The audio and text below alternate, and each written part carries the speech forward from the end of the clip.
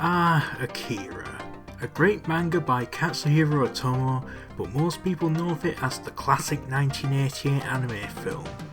It's one of the things that helped shape anime into what it is today, a force of pop culture to rival Hollywood.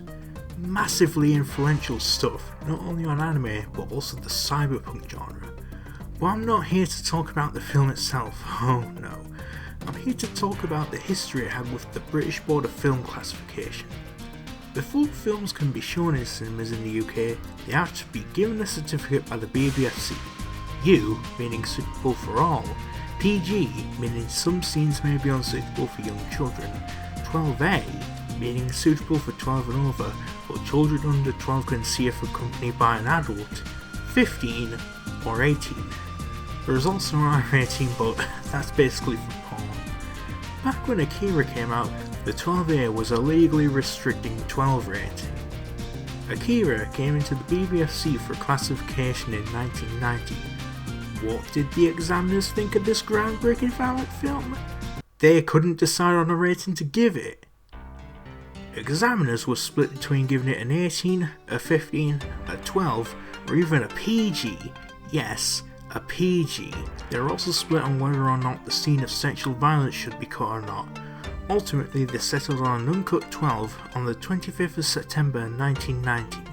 While it's not as ridiculous as giving it a PG, a 12 is far too lenient for the film, given how violent it is and, the scene of sexual violence. The film also has plenty of swearing. They justified their decision by saying that children of that age could watch films like Top Gun and Young Guns 2. To me, the violence in Top Gun and Akira isn't really comparable. One's mainly planes being blown up, the other has super gory stuff that got a well-earned R in the United States. People see this decision as emblematic of then BBFC director James Ferman being too lenient on animation. Yes, James Ferman, the guy who had such an irrational hatred of ninja weaponry, he cut sausages being used as nunchaku in Teenage Mutant Ninja Turtles 2, also allowed a pretty gory anime film without cuts for young teenagers. When the film came in for video classification, they gave it a 15. No, it was not because Ferman had come to his senses. It was because 12 wasn't a thing on video until 1994. For some reason, the video industry was reluctant to allow the 12 certificate to be on videos at that point, and films either had to be cut for a PG or up to 15. The legacy of this can still be felt today, with films like Tim Burton's Batman still carrying 15s on video, as the distributors did not resubmit them for a video certificate after that period. In 2002, the film came in for a resubmission for a cinema re-release. At that point, James Ferman had retired and the role of director was filled by Robin Duvall.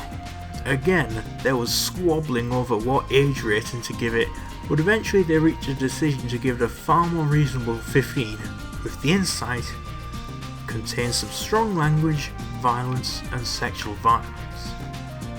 While Duvall was known for overruling examiner decisions with his own high ratings, most notably giving The Green Mile and American Beauty 18s despite the examiner's 15 suggestions, I don't think this is a case of that. I think at that point they had finally come to their senses with Akira.